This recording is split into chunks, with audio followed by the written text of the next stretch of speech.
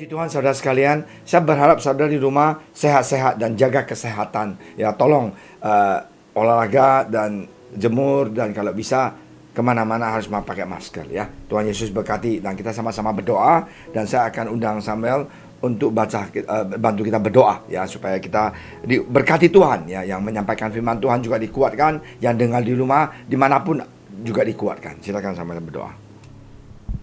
Terima kasih Tuhan, pada pagi hari ini kami sungguh mengucap syukur karena Engkau sungguh baik kepada kami ya Tuhan, di mana Engkau telah memelihara hidup kami sepanjang malam, sehingga pagi ini kami boleh bangun dengan tubuh yang sehat, tanpa kekurangan suatu apapun ya Tuhan.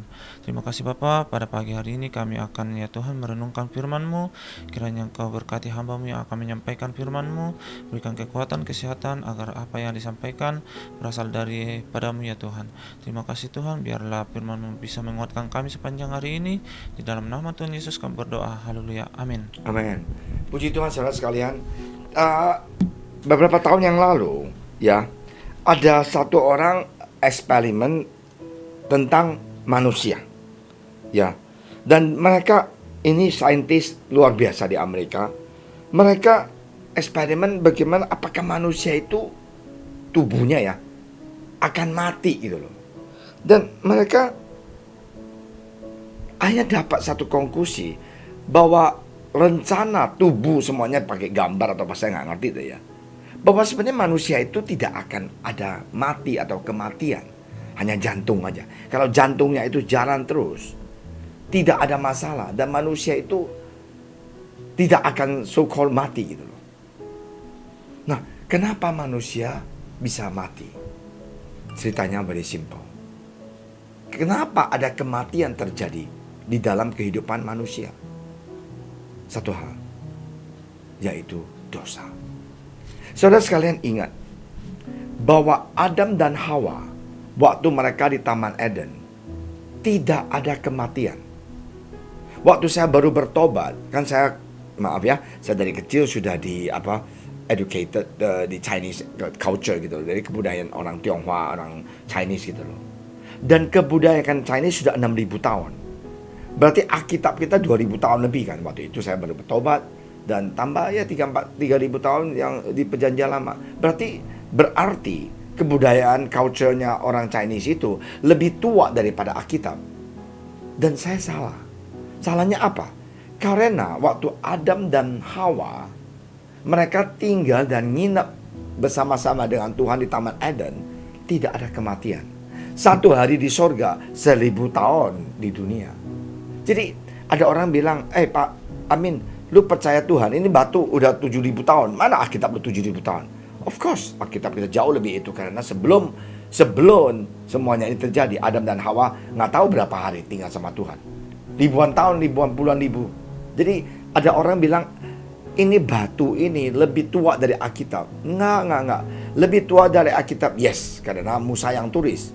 Tetapi kalau lebih tua dari Tuhan, itu tidak mungkin. Karena Adam dan Hawa waktu di Taman Eden itu timeless, tidak ada waktu, tidak ada kematian, dan mereka sudah puluhan ribu tahun di sana. Tidak ada batu yang lebih tua dari mereka. Nah, hari ini kita jadi manusia, kita semua sadar karena dosa itu masuk ke dalam tubuh manusia, ke Adam dan Hawa, maka ada kematian, ada penyakit, ada kesusahan. Nah, hari ini kita mau baca satu ayat yang sungguh menakutkan manusia di seluruh dunia ini, yaitu di Wahyu 21 ayat ke-8. Apa yang dikhawatirkan manusia dijelaskan di Alkitab begitu jelas. Ya, silakan.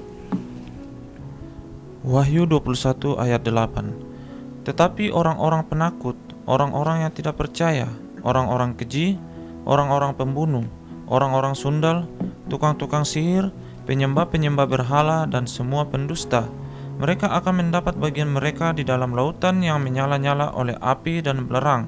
Inilah kematian yang kedua. Puji Tuhan saudara sekalian, Alkitab kita menjelaskan apa sih artinya kematian kedua. Alkitab menjelaskan, manusia akan meninggalkan dunia ini bukan karena kesalahan siapa. Ya, ada satu hari kita tiba-tiba tabrak kayak sekarang ini, kita punya kapal itu tenggelam. Aduh, saya sedih banget gitu loh ya. 83 meter katanya di bawah laut.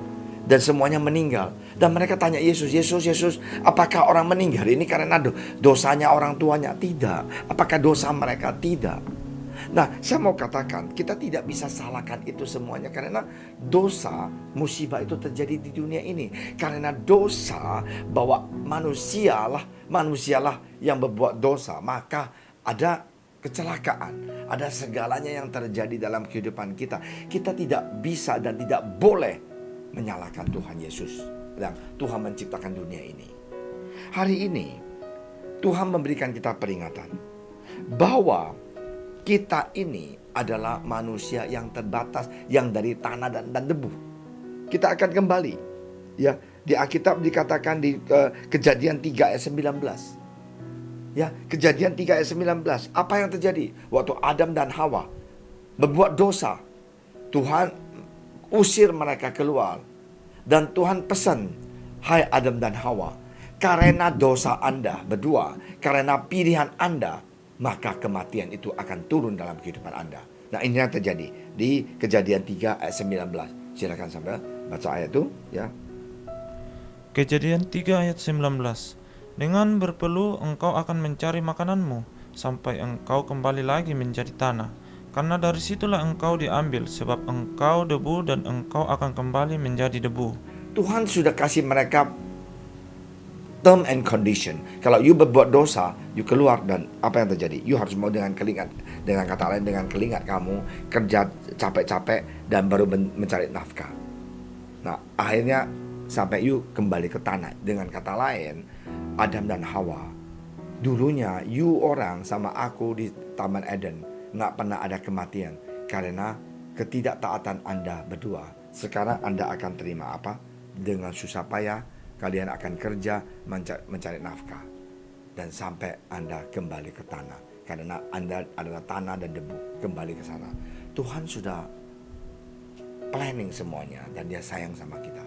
Dan saudara sekalian, yang Tuhan tidak mau itu adalah ayat di Wahyu, kematian yang kedua. Dia tidak mau kita orang Kristen masuk ke dalam kematian kedua. Karena itu, saudara sekalian, kita punya tubuh ini bisa tua, bisa loyo. Ya, kita ini nggak usah operasi. Saya suka bercanda, Elizabeth itu operasi, 10 kali atau 20 kali, akhirnya mukanya jadi kayak monster gitu loh. Kita akan tua, so what gitu loh. Dan ingat, yang paling kita takut itu adalah kematian kedua yang menuju ke neraka selama-lamanya. Marilah kita sadar, kita harus mau disembuhkan. Disembuhkan oleh apa? Yaitu jangan kita menuju ke neraka. Jangan kita menuju ke api. Api itu yang apa? Menyala-nyala oleh api dan belereng. Itu panas sekali. Mari kita minta satu jalan, yaitu hati kita disembuhkan oleh Tuhan. Bagaimana caranya? Saudara, gratis kok. Yang penting kita bertobat dan terima Yesus. Tuhan, datanglah, hidup di dalam hati aku. Datanglah Tuhan, darah Engkau menebus dosa aku. Tuhan, rubahlah pikiran aku. Pikiran aku ini jahat sekali. Hati aku ini busuk sekali, hitam sekali Tuhan. Please Tuhan, bantulah aku. Nah, kalau kita melakukan hal seperti itu, mujizat terjadi, kita dirubah oleh Tuhan. Kamu bilang, Pastor Amin, mana contohnya? Rasul Paulus. Rasul Paulus sebelum dia kenal Tuhan Yesus, dia membunuh Stefanus, orang Kristen. Dia menganiaya orang yang percaya sama Tuhan Yesus. Dia melakukan apapun terhadap orang yang itu. Waktu dia ketemu dengan Tuhan, ada suara, dia jatuh dan berjalan dia ke Damaskus. Dan dengan suara, Paulus, Paulus, engkau telah menganiaya aku. Dan dia tanya, siapa engkau Tuhan? Dia tahu itu Tuhan, tapi dia nggak tahu siapa. Akulah Yesus yang engkau aniayai. Saat itu juga dia bertobat dan terima Yesus dalam hati dia. Apa yang terjadi? Dia tinggalkan dia semuanya, kematian yang ke neraka itu sudah tidak valid lagi. Karena dia sudah ambil keputusan, aku mau bertobat dan terima Yesus menjadi juru selamat. Dan aku mau ikut dia sampai selama-lamanya, sampai kematian di dalam kehidupan kita. So, it is very easy, sederhana sekali untuk kita mendapatkan anugerah Tuhan. Kita seperti Paulus, kita bertobat. Tuhan, siapakah engkau? Akulah Yesus yang engkau aniayai. marilah kita katakan, Tuhan, aku cinta pada Engkau. Dan apa yang terjadi? Sesudah itu dia bebas. Dia bukan benci orang Kristen lagi, justru dia cinta Yesus. Begitu luar biasa dia cinta Yesus. Dan semuanya pengajaran Yesus itu Tuhan memberikan dia wahyu untuk lihat semuanya itu yang terjadi. Akhirnya dia menjadi hamba Tuhan. Sesudah itu dia terima firman dia dibentuk. Akhirnya dia jadi Rasul Paulus yang tulis epistol, yaitu surat-surat yang paling banyak di Perjanjian Baru. Hari ini, saudara sekalian, janganlah kita menuju kematian yang kedua.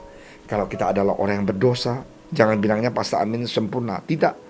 Kalau kita ini orang tidak percaya, kurang percaya, ya, orang-orang keji, orang pembunuh, orang-orang sundal, tukang-tukang, kita percaya tukang sihir, penyembah-penyembah berhala, dan semua pendusta. Nah, kita tinggalkan, Tuhan, ampunin aku Tuhan, aku mau berubah Tuhan, berikan aku kekuatan untuk jauhkan dari, maaf ya, yang murid-murid yang masih muda nonton download yang YouTube yang tidak benar, ya, mempunyai hubungan tubuh dengan pacar kita, itu semuanya dosa, nggak boleh, nggak jujur, dan kita jauh dari Tuhan, kita jauh dari persekutuan, kita minta Tuhan tolong. Sekarang YouTube gampang sekali live streaming di rumah, tidak usah macet, nggak macet, hanya mau atau tidak, ada kelinduan atau tidak, itu yang Tuhan mau lihat, kita punya ketulusan. Sesudah itu ayat ini tidak akan lagi terjadi di dalam kehidupan kita, karena Yesus telah mati di kayu salib buat kita. Apa yang Rasul Paulus katakan di 1 Korintus 15 ayat 55. Kita lihat, Rasul Paulus sesudah dia terima Yesus, dia mengatakan ayat ini yang luar biasa. Silakan Samuel. 1 Korintus 15 ayat 55. Ya. Hai maut, di manakah kemenanganmu? Hai maut, di manakah sengatmu? Sesudah Paulus dibentuk oleh Tuhan, dilubah oleh Tuhan, dia mengatakan tidak ada maut lagi datang menang atas diri aku. Tidak ada maut lagi. Hai maut, di manakah sengatmu? Dengan kata lain, karena Yesus telah menebus dosa dia dan darah dia, dia akan berdiri menjadi orang pemenang. Dan dia tahu kematian yang di Wahyu itu 21:8 itu tidak ada valid lagi, karena Yesus telah menang dan dia adalah milik Yesus. Saudara adalah milik Yesus, saya adalah milik Yesus. Mari kita cinta dia dengan sepenuh hati dan tulus. Hidup kita pasti akan dilindungi, diberkati Tuhan. We do our part and let Jesus do the rest of it. Ya, kita lakukan bagian kita, biar Tuhan Yesus yang melakukan selanjutnya. May God bless you. Kuat, cinta Tuhan, dan jangan tinggalkan persekutuan di gereja. Ya, mari kita sama-sama doa. Terima kasih Tuhan Yesus atas kebaikan Engkau, firman Engkau yang begitu berarti dalam kehidupan kami. Tuhan, tolonglah kami, berkatilah kami Tuhan, biarlah kami Tuhan kuat dan percaya pada Engkau dan cinta firman Engkau. Terima kasih Bapa, Engkau berkati bangsa negara Indonesia yang kami cintai, dokter dan suster semuanya Tuhan di front line. Tuhan tolong Tuhan, supaya kami bangsa Indonesia cepat-cepat bisa menang atas COVID-19 ini. Dalam nama Engkau Tuhan Yesus, kami telah berdoa. Haleluya.